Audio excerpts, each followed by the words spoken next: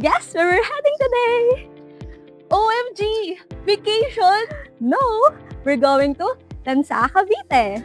Where another prefab unit is on its way to its new home. O diba? Parang Tetris lang.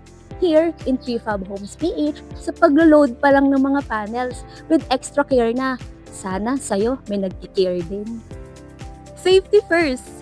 Every piece is checked and secured para lahat ng materyales kapag dumating kay client in good condition. At syempre, ayaw naman natin na mahulog ang mga materyales habang nasa daan kasi pwede itong mag-cause ng road accident.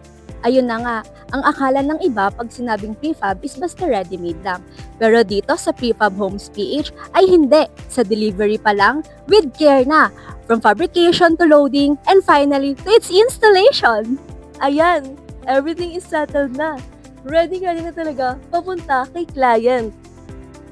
If you're looking for a faster way to build your dream home, coffee shop, or even a resort, perfect na perfect sa'yo si Prefab Homes. Kaya ano pa, tara na, mag-inquire ka na. Follow us for more behind the scenes, deliveries, installations, and more amazing prefab transformation. I'm Clarice. And I'm Giselle. And we are From Prefab Homes PH Team.